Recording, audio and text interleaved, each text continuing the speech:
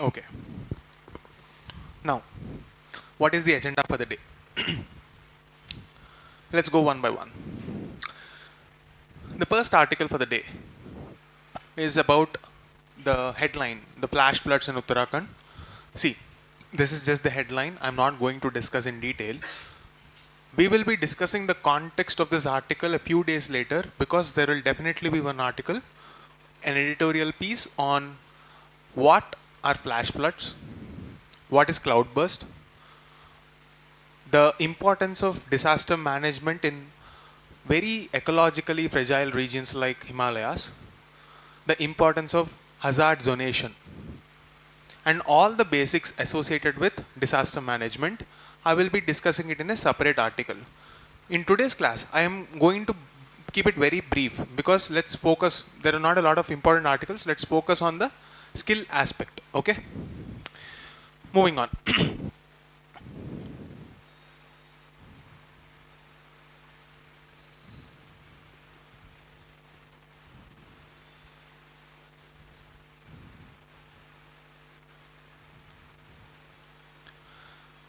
A very repetitive article, there is nothing new in this.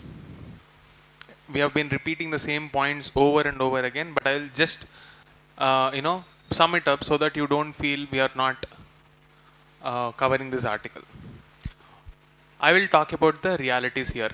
Broken template of geopolitics. What is the meaning of this broken template? What is the existing template that we always knew from the last 20-30 years? How do we look at the global order? Firstly, let's say from post-war era, Cold War. And in 1991, after the breakdown of USSR, we saw a unipolar world, where USA became a major hegemony. And post 2008, we saw the rise of China. So again it became a bipolar. And post 2015, after Brexit, okay, and after multiple power centers came into existence, we are now witnessing a phase where there is multipolar world.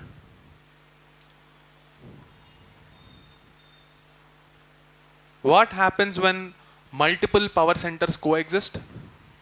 There is no uniformity or structure in how international relations is functioning. So we moved away from what we know as the rules-based world order and arrived at a world where only bilateral interests are taking precedence. And that is the broken template. Why is it a broken template? Because there is no predictability, there is no certainty on how international relations will be conducted. And that's a problem. Okay? In this context, how do you navigate, and what is the position of India in this situation? Let's take a look at the stakeholders now. What is US doing? We have been talking about how US is conducting itself, the ongoing trade wars, and the bullying kind of diplomacy, where transactional diplomacy. Take a look at China. How is China dealing? It is checkbook diplomacy, where you are trying to buy out your partners and put them in a debt trap. You are giving them cheap loans, and when they are not able to pay, you extend the loan period, but you are gaining some leverage in international relations. And apart from this, major power Russia, it is fighting its own battle. It is, trying to keep itself safe from the expansion of NATO. And it is embroiled in a war. It is having its own economic problems.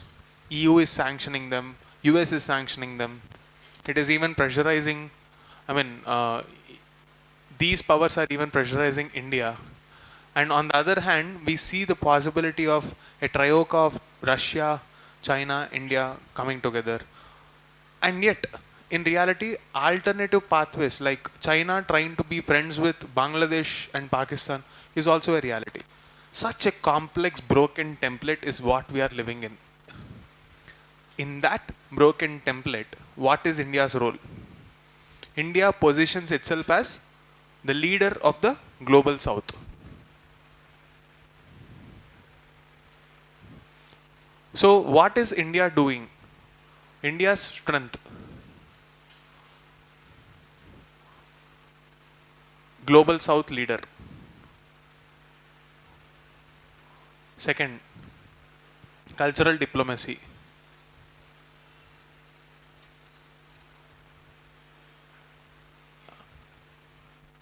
India is considered as the bargaining chip that is available to all the powers in the world to counter China. See, on one hand, China is trying to be friends with all the neighbors. How is India countering this? By establishing strong relations with ASEAN. It is entering into groups like Quad. It is entering into I2U2. And it is also gaining a diplomatic leverage in issues like Israel-Palestine. So, it is in this context, if we see the opportunities available for India, we have to bargain our chips using whatever strengths we have. Okay? So, India is a large market. At this point of time, we have to leverage that market and provide opportunities and diversify our exports. This is what we already saw in the last couple of days. So, I'm not going to repeat any of that. So, those who did not watch the previous lectures, this is what I wanted to tell you. And using this advantage, we have to negotiate our points.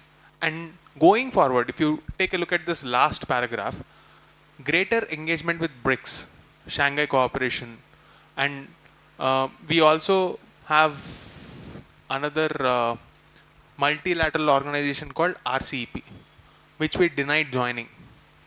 Because whatever the problems we are facing right now, the agricultural sector, dairy farmers, the same problems can again repeat itself at a much later point. And therefore, we avoided this. But if we are anyway facing trouble from US, why not reconsider and renegotiate this RCEP? Because it will give us access to 16 different countries. Okay? This is the conclusion. That's all. Let's move on from that. A pretty repetitive idea. There is nothing much you will take away for your prelims or mains exam, except maybe the multilateral organizations that I mentioned.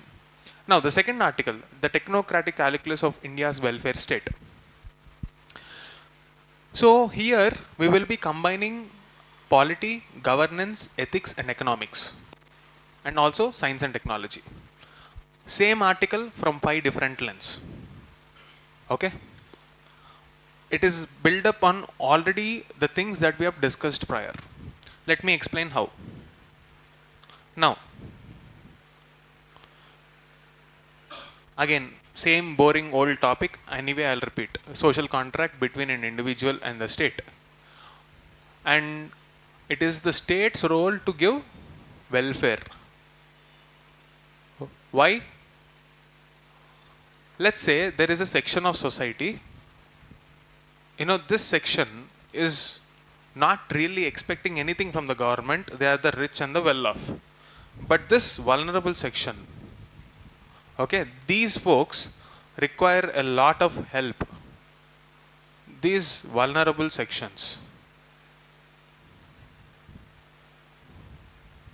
Where will you find these vulnerable sections? In your syllabus? GS2. Can you link this to any other syllabus pointer? Yes. In GS3, there is something called inclusive growth and issues arising out of it. See, inclusive growth is necessary condition for a peaceful society. Otherwise, there will be chaos. Now, the idea of welfare is linked to this why.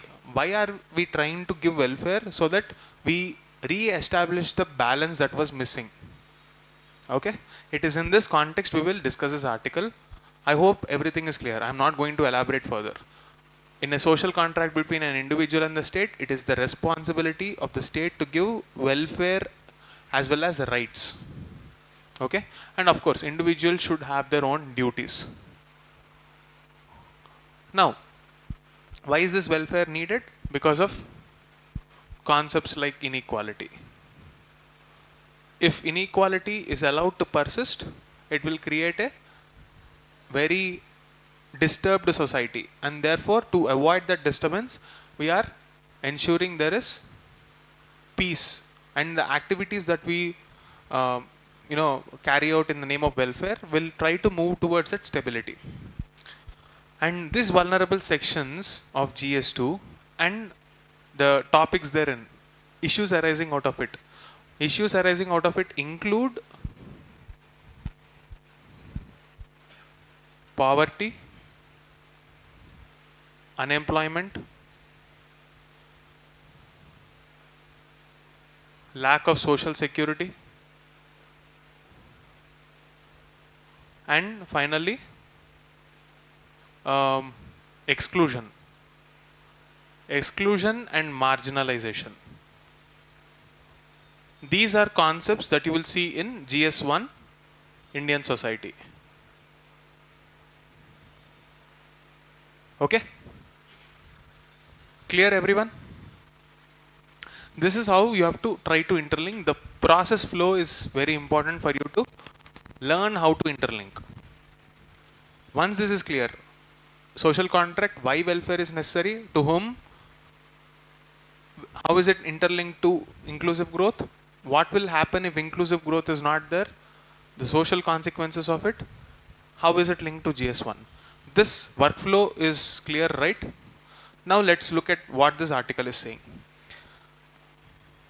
The present set of welfare activities and the initiatives of the government are purely driven by technology, data, algorithms, and now the latest entry, AI. What is the problem if you have problem with algorithms and data?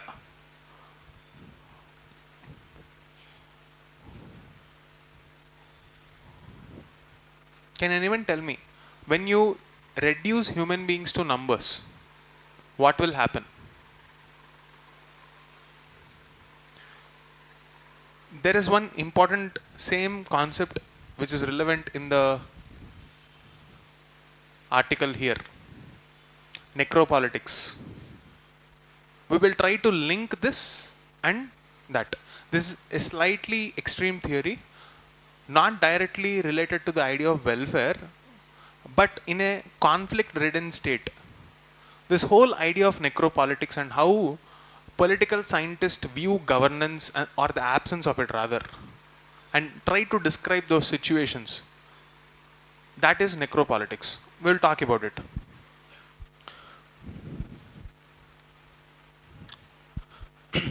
So in this welfare state, the biggest problem is the over dependence on technology. For example, consider a tribal who is supposed to get his rations through PDS, but there is no fingerprint or fingerprint is mismatching,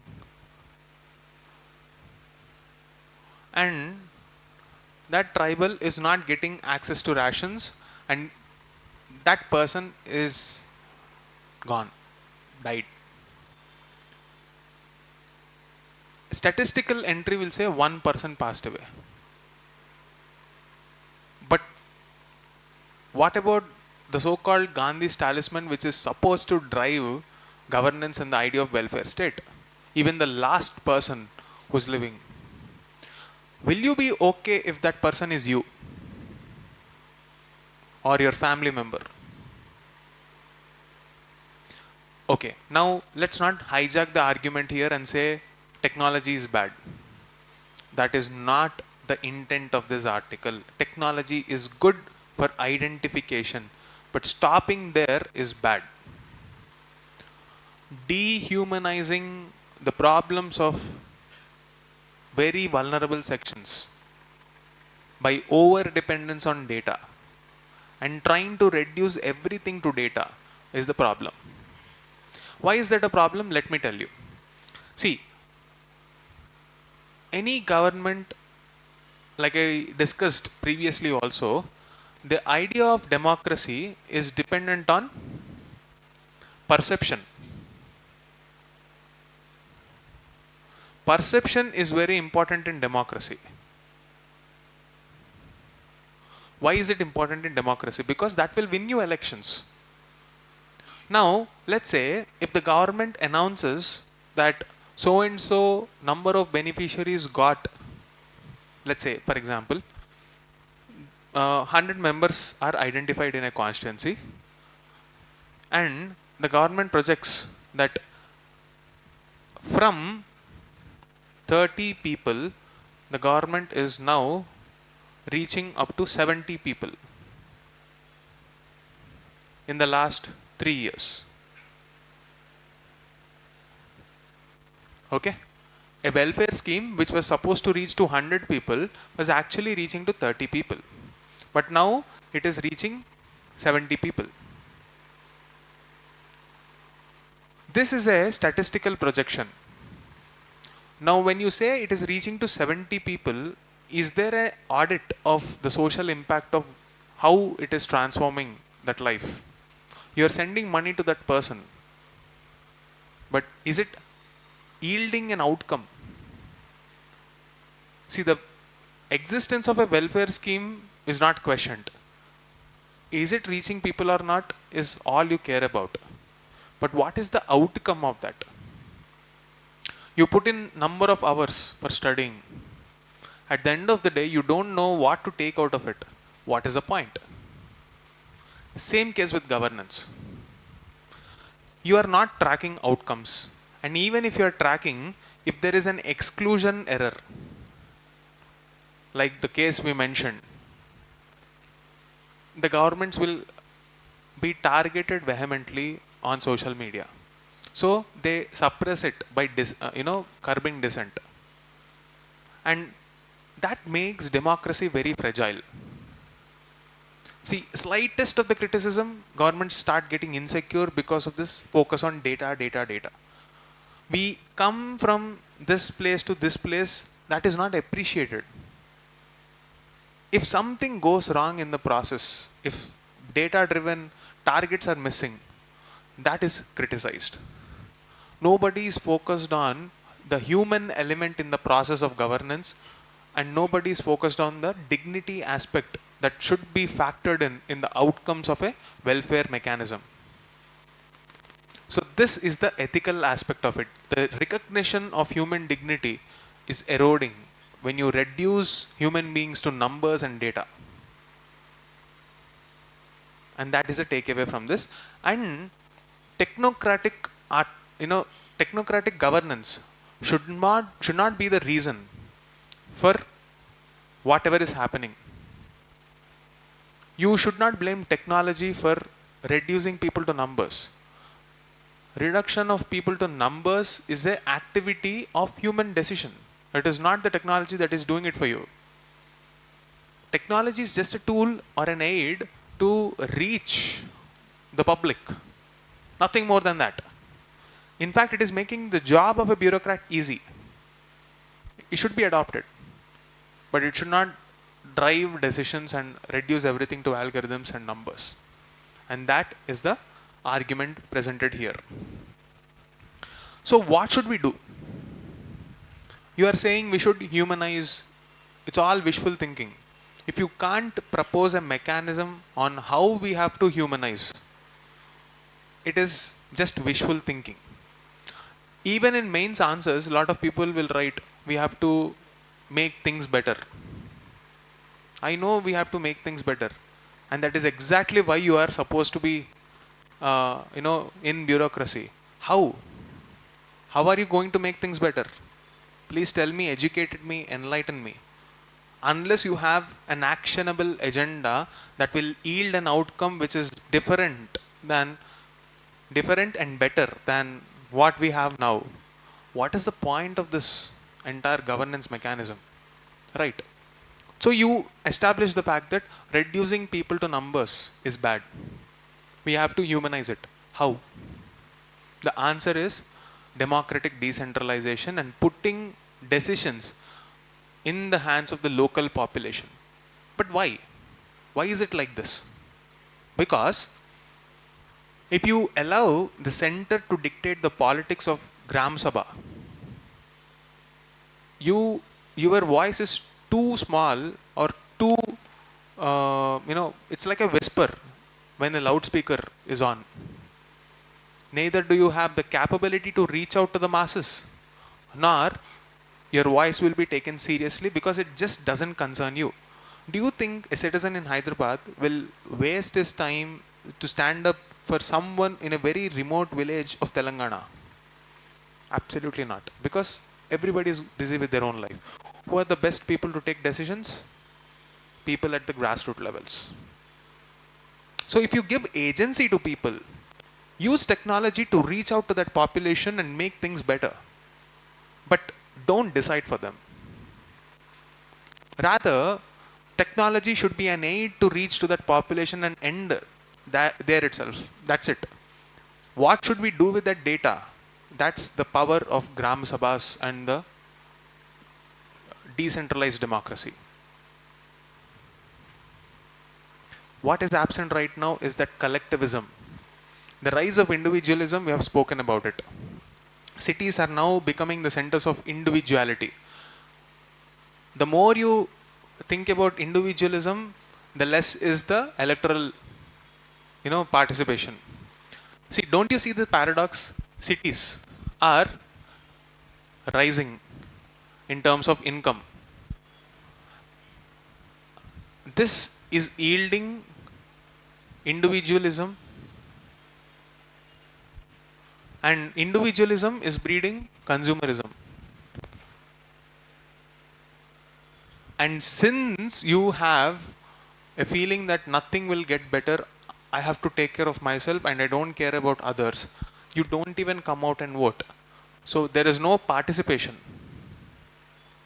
There is no collectivism, only individualism. Contrast that with the rural areas. Rural areas are seeing increase in voter turnout. Now you must be questioning, if there is an increase in voter turnout, don't you think their situation should get better? But is it getting better as much as they should be? No. Why? Because they are just reduced to numbers. Give them some money, appease them, move on. Take it and invest in cities, extract money out of them. The so-called, skilled workers will work for you, make money for you. You go back and invest a part of that in electoral processes. There is a nexus between corporates, bureaucrats. You will make some money, give that money in the election, invest that money in the election, move on. The cycle repeats. One cycle after the other, one cycle after the other, and the lives won't get better with that. How do we move away from that? We have to move towards collectivism. So, the problems of vulnerable section are vulnerable. Why do they remain vulnerable? It's because they don't have what we know as bargaining power.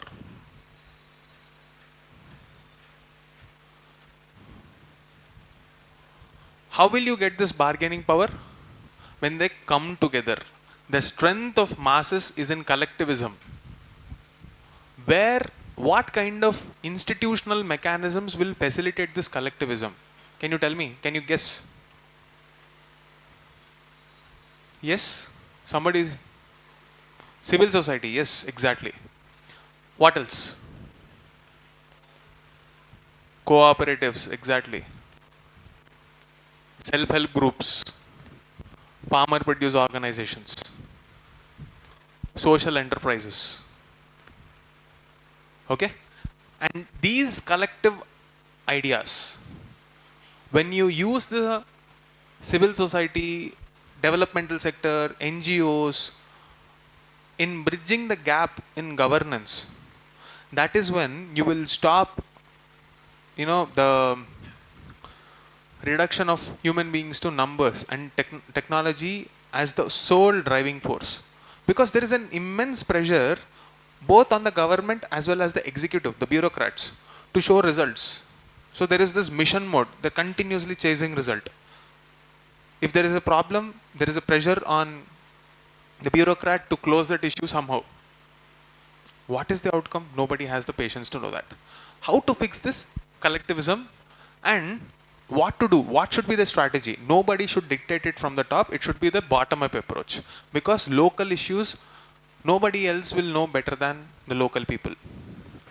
So we have to believe in the strength of the masses. Even in the independence movement, we need leadership. That's for sure. Because maybe sometimes they are not aware of the solution. But if mobilized together and if they are led well, if there is an awareness, the strength of this country is in the rural masses. And we need to give them that power through democratic decentralization and technology. And that is the central takeaway for this article. Clear? See, this line of argument and linking different topics together and arriving at a solution, this problem solution format is what I want you to incorporate in your thoughts. Okay? Moving on.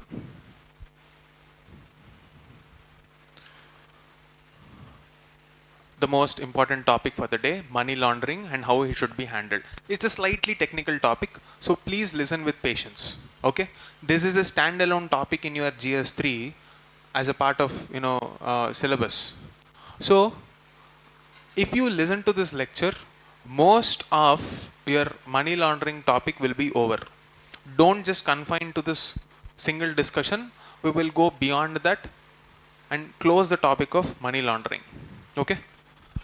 I'm not talking in technical terms like I'm not going to give you value addition, case loss. I will give them. But most importantly, the conceptual part, understanding part. How should you understand and what kind of questions are asked in mains exam, we will see now. Okay?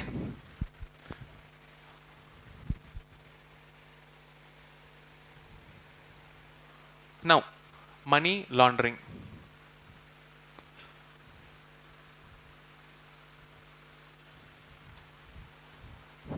Okay. Anybody knows what is money laundering?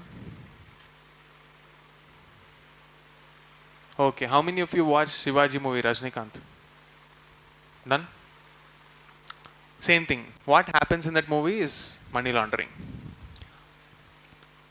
It begins with one step. You do some illegal activity. Either you're an underworld don, or a real estate mafia guy, or you have a nexus with politicians and some illegal activity, and the money that is generated out of it will become the genesis of money laundering. Yeah. Tax evasion. See, that's what I'm telling you. Can you, let's say you watch this movie Atadu, for example. There is one movie, okay, where you get paid for assassinating a politician. Do you think you can pay tax for that? You deposit money in the account and you file tax. According to income tax, this is my source of income. Can you say that? Of course, there is tax evasion, and the very reason why it is evading taxes is because, see, tax evasion can be of two types. On one hand, you can evade tax because you just want to save money. That is also a problem. What is a bigger problem? The source of that money. How are you benefiting? See, you might be a legitimate business. You might be wanting to evade tax. You will be using the loopholes available in the law to just save some tax money. I'm not saying that is wrong, but are you doing a legitimate activity or an illegitimate activity? That is more important. Money laundering is a bigger problem in the context of illegitimate money, because anyone who is doing legitimate, business will have very limited sources of evading taxes, and they won't be evading the clutches of lawmakers and bureaucrats that easily. It's not as big as a problem that we imagine it to be. The bigger problem, proceeds from crime. Mafia, human trafficking, drugs, weapons.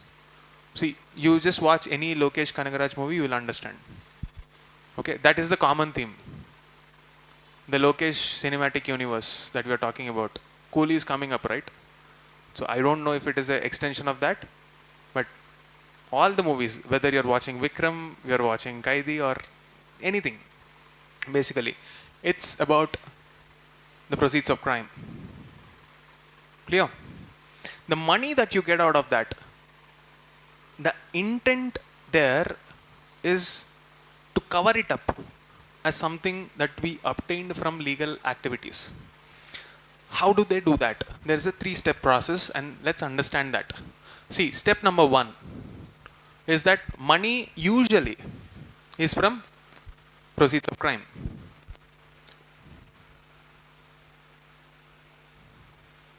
So, there is a 3-step process. Step number 1 is called placement. What happens in this placement?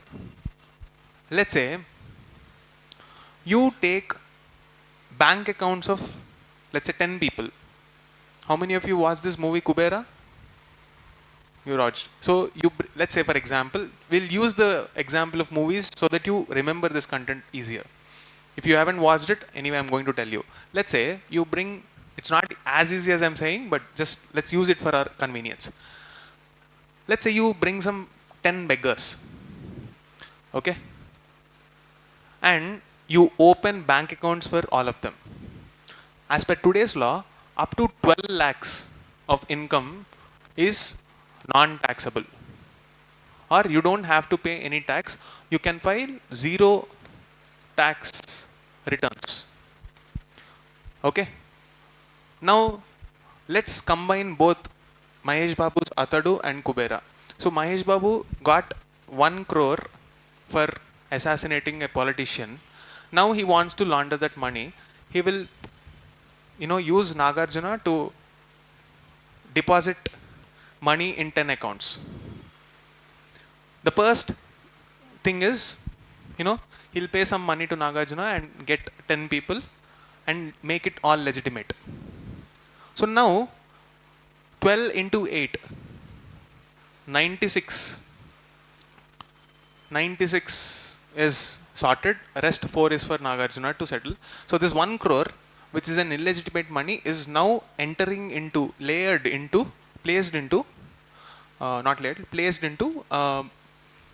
legitimate accounts. So step number 1 is done. Now the second layer. This is called layering. In layering, these people will be made to buy or invest in some companies. Or they will buy some cryptocurrency or some real estate asset. Something they will buy. Okay? Now this transaction, is it legal or illegal? It's legal. Okay? They will create all the documentation for it. And finally, these companies and crypto assets are not invested in India. They will be invested in a tax-free zone, very low tax zone like Mauritius, Cayman Islands, or there are many places like that. Okay? Now you start a company there and then come back to India. Just like how Shivaji movie, you see Rajnikant's friends depositing money into Rajnikant Foundation, right? And that third process is called integration. You enter into Indian economy through legitimate means. Clear? This step 3 is called integration. Placement, layering and integration. And these are the steps in money laundering usually. Now you understood the basics of money laundering. Clear? Do you think this is desirable for India? Why? What will happen? Because after the money is laundered, maybe that money will be used for terrorist activities. It can be used for supporting politicians who are clubbing with, antisocial elements. It can enter into India as, let's say, NGO funding. And that funding will be used to create a propaganda and agenda that a certain economic activity is harmful for environment, just as an example. Okay. And that is undesirable. And you are supposed to understand that. Let's again go back to the concept of state. Sovereignty. When money laundering activity is legitimized and is allowed to perpetuate, you are attacking the sovereignty of this country. Correct? Who is saying this? Is it my opinion? No. Supreme Court in 2019 established the same thing. If money laundering is allowed to perpetuate, it is an attack on the sovereignty of this country. This is what the Supreme Court said. So, is there any doubt that this should be stopped? Should money laundering be stopped by any country or not? Yes or no? Because the social contract between the individual and the state, the glue that binds this contract is the power of taxation. The ability to deliver both sides of the contract will be through this taxation only. If people are not paying taxes, how will you give service? Right? So, if you are avoiding taxation, you are basically cutting down the possibility of, how do I put it? The whole basis of democracy or the welfare state, every single democratic institution will be eroded. And combine this with a fragile democratic institution, there is a possibility of everything collapsing under the weight. And this is exactly what is happening in many countries. Venezuela, for example, Bangladesh, for that example. When a foreign power intervenes in the domestic politics because of the internal fractions, it will collapse under its own weight. It will collapse under the fragility of its own weight. And that is something we need to avoid. Therefore, money laundering should be stopped. Who is saying this? Not me again. There is a global convention called the Vienna Convention on money laundering. So this global convention says that every country should legislate to stop this money laundering activities. Clear? The corresponding law in Indian case is the PMLA, which is enacted in 2002.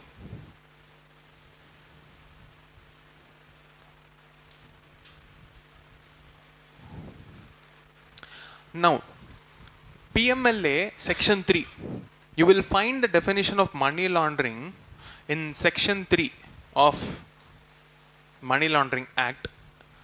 That section 3 says money laundering is an activity which is done with an intent to conceal or showcase it as a, in the beginning of the article itself you will see, if not the exact wording, it is going to define it as a activity which is meant to conceal the intent and the source of how that money is obtained. It is actually a proceeds of crime. and you're trying to portray it as a legitimate source by covering up through this three-layered process. You know, placement, layering, and integration. If there is an established proof that this happened, you can be booked as an economic offender, and it is a criminal offense. See, whenever there is a case which says some X versus Union of India, whenever you see Union of India or a state name, state of Andhra Pradesh, state of Telangana, it means that it is a criminal act. Why is it like that? I've explained it. You are actually attacking the sovereignty of this country. So any criminal act will be projected like this. Clear? Understood? Now, you understood the process of money laundering, Vienna Convention, PMLA, Section 3. Now, we will slightly take a step back and see the other corresponding issues. We have a law. So, ideally, this law should stop money laundering activities. Yes or no? But what is the reality? Intent and action. Yesterday we told, right, like there is a gap between our intention and action. There is something wrong in governance or the ethical framework that is responsible behind this. Let's see that.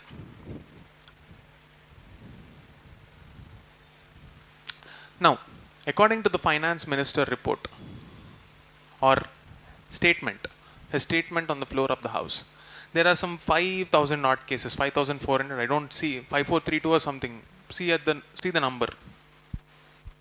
5892. Yeah, there are 5892 cases, and out of them only 15, just 15 out of 5,892 cases had a conclusive conviction. This is horribly low. Either the cases are false, or the governance mechanism is so poor and so that justice is not delivered. Either of these two possibilities are only explanations for this statistic. Either the governance is bad, or the adjudication process is so bad that it is slow and inefficient, justice is delayed and denied, or there is a possibility of, false accusation. Either of these cases do not augur well for the credibility of Indian democracy. Right. So, we have to see what is the issue here. To understand this, let's take a step back and understand how Criminal Procedure Code, or now BNSS, from 1st July 2024, we have something called CRPC, Criminal Procedure Code, and now it transformed into BNSS, Bharatiya Nagarik Suraksha Samhita 2024, from 1st July 2024. I don't remember the exact section, and you also don't have to remember exact section. The previous section is very famous, that's why I remember. According to the section 437 of the CRPC, you can be granted in bail. Now, what is a bail? Why will it come into the picture? What is the problem? What is the present situation? Let's understand. See, if investigating authorities are there,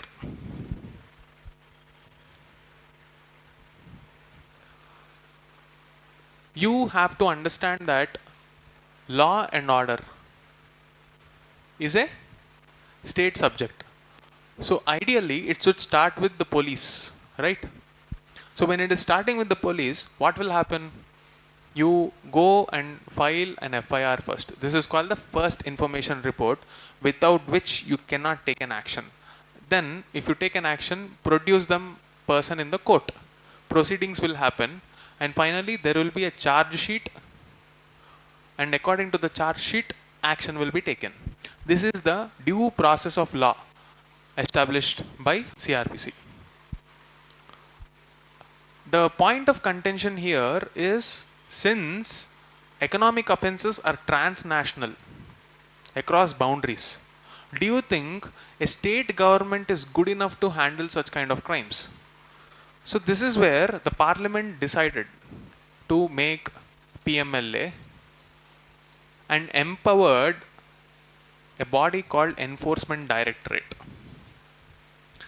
And Enforcement Directorate is given some extraordinary powers where they don't have to take the normal due process of law where FIR is required to take an action. So what did ED do? Because it is such a powerful organization, it straight away started, as per the provisions of PMLA, taking action. The normal procedure is not necessary. Okay? So it started with a new method. Instead of FIR, there is something called ECIR. Okay? This ECIR is a document which legitimizes ED's action. They don't have to follow due process of law or wait for court and all. They'll start taking actions directly. And within PMLA, there is one extraordinary provision. If a person is booked under PMLA, in normal cases, court will decide whether you are guilty or not. In PMLA, if you are booked under that, by default you are accused. And you have to go to the court and prove your innocence. You are guilty unless proven otherwise. Why is the law so strict here? Because the nature of offense is directly attacking the sovereignty of this country. Okay. Now when you give such extraordinary powers which will curb all rights, what kind of rights? We are talking about Article 20 Clause 1. Okay. See, you have rights against, extraordinary powers from the state. So due process should be followed when you take away the fundamental rights. Arresting a person is like taking away their liberty. When you give that extraordinary power to ED, you better have a reason. Right? In 2022, and also before that, in 2017, in one of the cases, which case? See here. Veerbhadra Singh.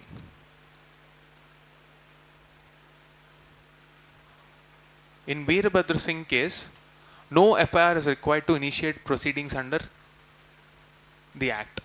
This is what Supreme Court said. But what happened in 2019, ex-Home Minister P. Chidambaram was arrested. And he was alleging that ED was harassing him for a very long time. Now you saw extraordinary powers are there with ED. And the problem with money laundering is this money is obtained through illegal activities. Obviously there is tax evasion. So you need not do crime only. Like, I'm not saying you should do drug trafficking, human trafficking and all that dramatic stuff that you see in movies. Even if you are doing a real estate business and make money out of it, you are not paying taxes. Like people mentioned, tax evasion is common. Even that illegal activity of escaping taxes and coming back into India through money laundering route is bad. Right? So that was the accusation. Some cases were, imposed on P. Chidambaram and he was arrested. And ED has one special power. Even before the crime is recognized and proven, they can start taking away the properties which are alleged to be, they can take over, they can take the control of the properties which are alleged to be obtained through illegal means.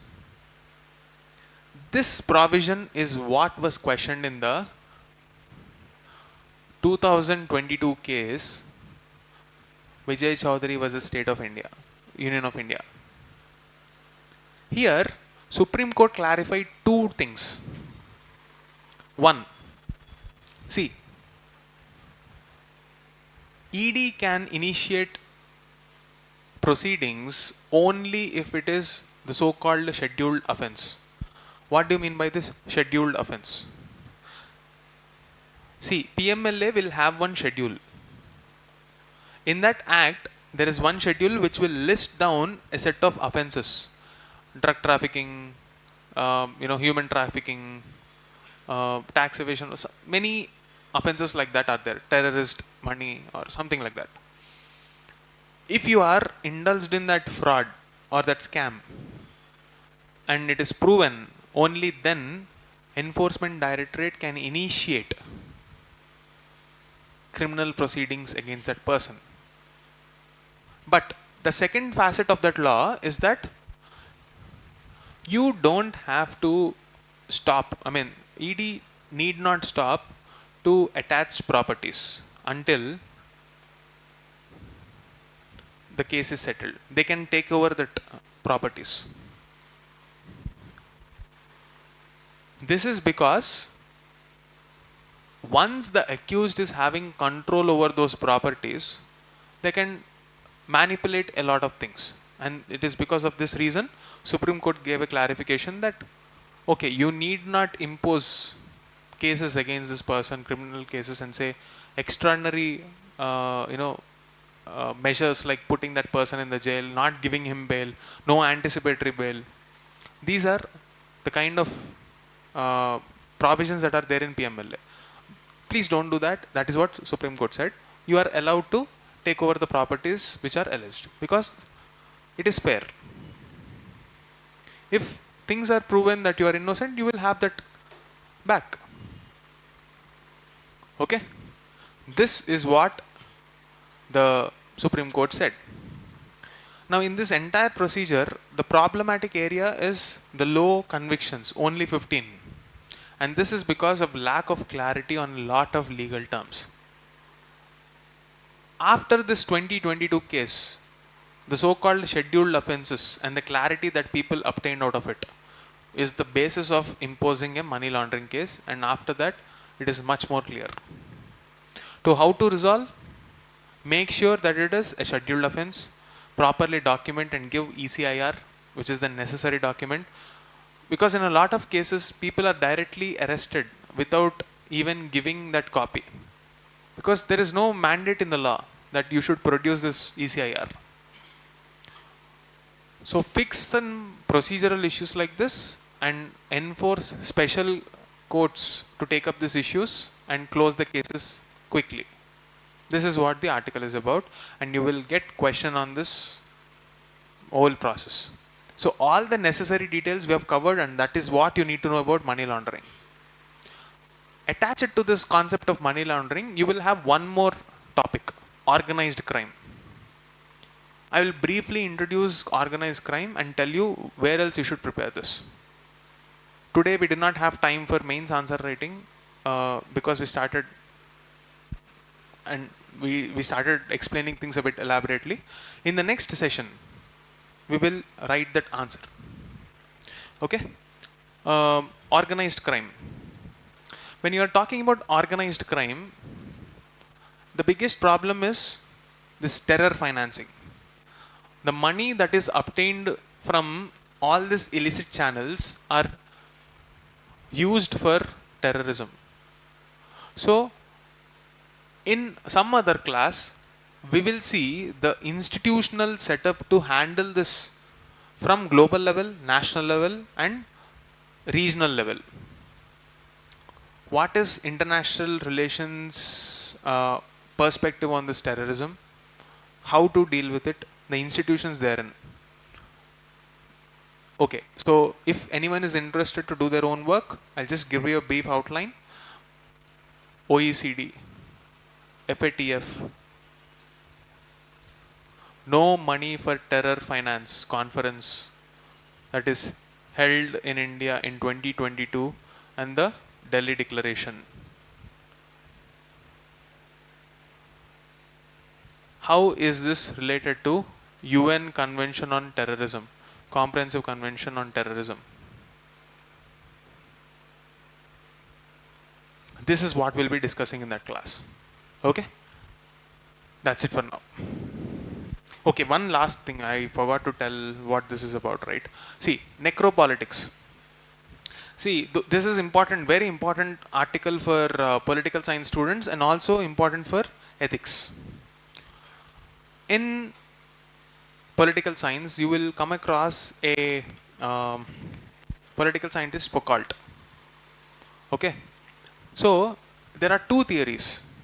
One theory is about this necropolitics, and it is actually quoted by a person,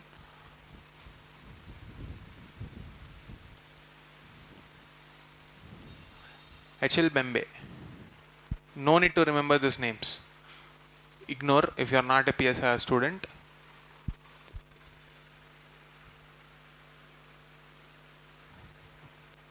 PSIR students can compare this Foucault's theory and Bembe's theory. See, when we are talking about necropolitics, necropolitics refers to an ideology where some lives are treated as if they are just not worthy of living. All the vulnerable sections, people in conflict zones. Just like in the case of how governance reduces through technology the lives of vulnerable people to just numbers, people in conflict zones and the international aid mechanisms and the whole rhetoric. Let's say, for example, in Gaza, what's happening in Gaza or what's happening in Israel, any party, Africa, in poor countries or constantly conflict-ridden zones like Syria, the life of a person is considered somehow to be less worthy, and this is not seen directly. It is observed through actions, or I would rather say inaction.